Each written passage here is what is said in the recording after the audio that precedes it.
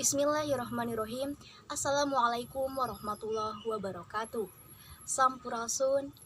Pada kesempatan kali ini, saya Anissa Puspa Pramudia, mahasiswi program studi komunikasi dan penyiaran Islam, akan mempresentasikan salah satu kearifan lokal di wilayah Jawa Barat, yakni upacara adat Ngalaksa Tarawangsa di Desa Rancakalong, Kabupaten Sumedang, Jawa Barat. Kearifan lokal yang terdapat pada beberapa kelompok atau masyarakat minoritas atau masyarakat adat di Indonesia banyak mengandung nilai luhur budaya bangsa yang masih kuat untuk menjadi identitas karakter warga masyarakatnya. Namun, di sisi lain nilai kearifan lokal seringkali diabaikan karena dianggap tidak sesuai dengan perkembangan zamannya. Padahal, dari kearifan lokal tersebut dapat dipromosikan nilai-nilai luhur yang bisa dijadikan model dalam pengembangan budaya bangsa Indonesia. Sejarah singkat proses tumbuh dan berkembangnya upacara adat Ngalaksa bahwa konon dahulu cerita masyarakat Rancakalong ditimpa musibah yang membuat warganya panik luar biasa. Sebab musabab kepanikan tersebut karena hilangnya butiran padi dari dalam kulitnya. Padi yang ditanam tumbuh tetapi tidak berisi. Akibatnya masyarakat mengalami kekurangan pangan, kelaparan, dan muncul berbagai jenis penyakit. Kemudian para tokoh desa Rancakalong berembuk dengan satu tujuan, yakni mereka berusaha untuk mendapatkan bibit padi. Pada masa itu, Mataram dikenal sebagai lumbungnya bibit padi. Maka berangkatlah para utusan dari desa Rancakalong untuk menemui Raja Mataram. Namun, para utusan tersebut tidak berhasil menghadap dan menemui Raja Mataram. Bahkan di perjalanan, para utusan dihadang pengawal kerajaan. Berdasarkan pengalaman tersebut, lalu para tokoh bermusyawarah kembali untuk mencari siasat atau ide agar dapat menghadap sang Raja Mataram. Maka muncullah ide dari Eyang Jatikusumah untuk menciptakan dua buah alat musik, tarawangsa dan jentreng, agar dapat berjumpa dengan sang raja. Dengan melalui kedua alat musik yang dimaksud, mereka berhasil dapat tampil di hadapan sang raja, dan mereka juga memperoleh bibit padi, sebagaimana tujuan yang diharapkan oleh masyarakat Rancakalong. Untuk membawa bibit padi tersebut agar terhindar dari pemeriksaan dan perampasan, para pengawal dengan cara memasukkannya ke dalam lubang resonator yang terdapat pada bagian belakang alat tersebut. Alat musik yang dipakai diberi nama jentreng dan tarawangsa. Tarawangsa memiliki dua pengertian. Pertama, sebagai alat musik gesek yang memiliki dua dawai yang terbuat dari kawat baja atau besi. Kedua, merupakan nama dari salah satu jenis musik tradisional Sunda.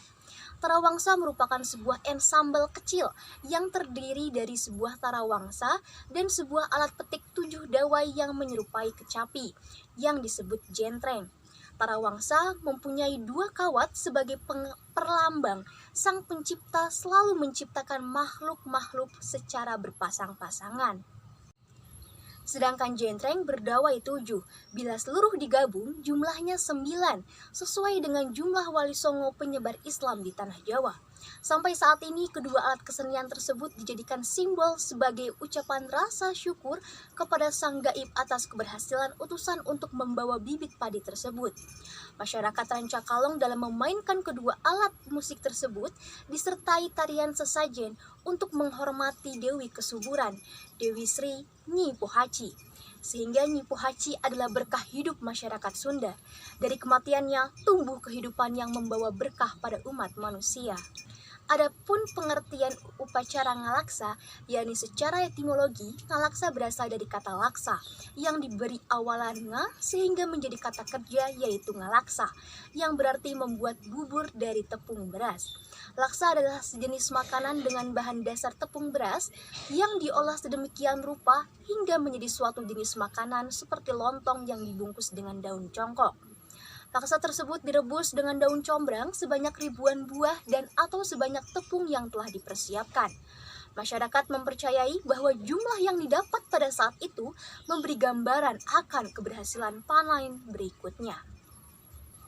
Bila pada saat itu dapat menghasilkan bungkus laksa yang lebih banyak dari tahun kemarin, maka mereka berkeyakinan berkah melalui panen yang akan datang pun akan semakin berlimpah. Selain dari itu, jika kita melihat dari perspektif kultural, sesajen dapat dipandang sebagai adat dan tradisi yang penuh makna. Di dalamnya ada nilai yang jika dipahami akan menjadikan manusia lebih bersikap arif dan bijak terhadap Tuhan, manusia, alam semesta, serta lingkungan sekitar. Unsur-unsur yang terdapat dalam upacara adat Ngalaksa secara simbolik mengandung makna tersendiri. Menurut penuturan Bapak Oma Sutisna, makna simbolik dari masing-masing unsur sesaji dan rujakan tersebut adalah sebagai berikut. Yang pertama adalah parupuyunan, suatu wadah untuk pembakaran kemenyan. Parupuyunan digambarkan sebagai bentuk dari diri manusia yang mempunyai nafsu yang disimbolkan oleh bara api dan kesucian yang disimbolkan dengan asap dari pembakaran kemenyan. Asap dari pembakaran kemenyan pun mempunyai pengertian simbol terhubungnya dunia manusia dengan dunia atas atau dunia para roh leluhur. Parupuyunan mempunyai pengertian bahwa manusia harus bisa menghilangkan segala hawa nafsunya sehingga bisa mencapai kesucian untuk dapat mencapai dunia atas. Yang kedua adalah kendi.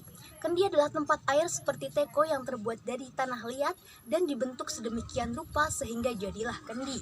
Kendi menggambarkan bumi dan air sebagai sumber kehidupan. Yang ketiga adalah pohon hanjuang. Pohon ini bagi masyarakat Sunda mempunyai dua arti. Yang pertama, kata hanjuang yang berasal dari kata hanju atau pernafasan dihubungkan dengan semangat hidup atau sebagai gambaran kehidupan. Yang keempat adalah bubur putih dan bubur merah. Bubur putih terbuat dari bubur beras yang dicampur dengan kelapa dan garam. Sedangkan bubur merah terbuat dari bubur beras yang dicampur dengan kelapa dan gula aren. Bubur kedua ini melambangkan bahwa manusia harus hormat kepada ibu bapak, bangsa, dan negara, berani membela dan memperjuangkan kebenaran dalam rangka jihad di jalan Allah. Selanjutnya, yang kelima adalah dupi.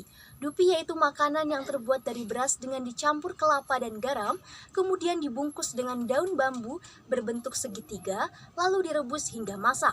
Dupi jika dilihat dari bentuknya melambangkan banyaknya rokaat dalam sholat maghrib, yaitu 3 rokaat.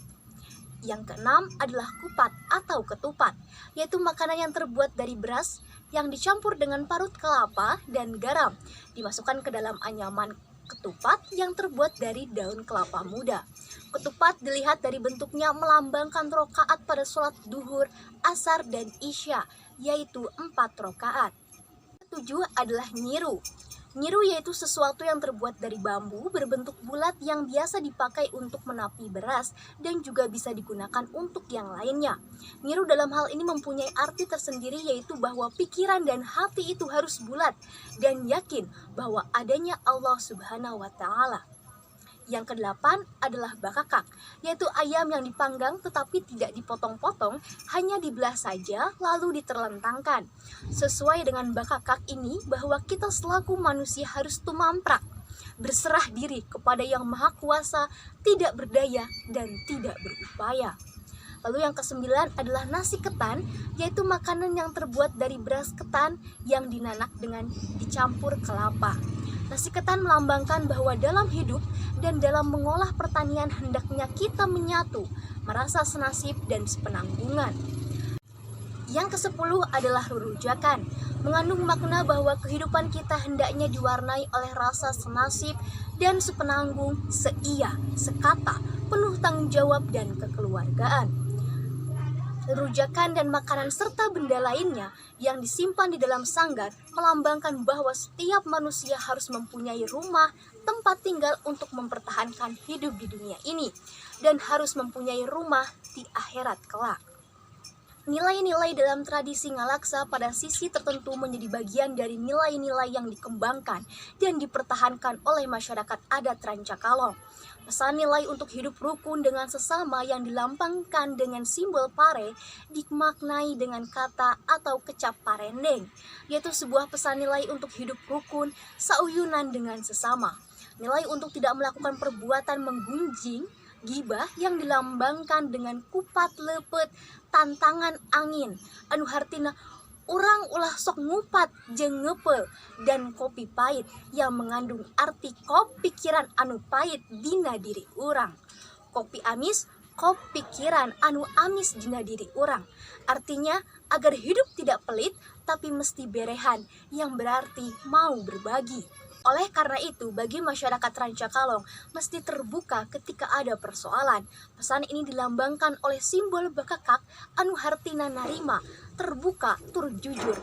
Agar hidup mendapatkan sesuatu yang terbaik yang dilambangkan dengan lauk emas anu hartina, ari hirup teh kudu sukses menang hasil anu alus, serta nilai-nilai lainnya merupakan nilai-nilai yang tetap dipertahankan oleh masyarakat adat Rancakalong agar seluruh warga masyarakat Rancakalong mendapatkan kehidupan adil, makmur, kertara harja. Cukup sekian pemaparan dari saya. Kurang lebihnya mohon dimaafkan. Wallahul muwaffiq illa aqwamit thoriq. Wassalamualaikum warahmatullahi wabarakatuh.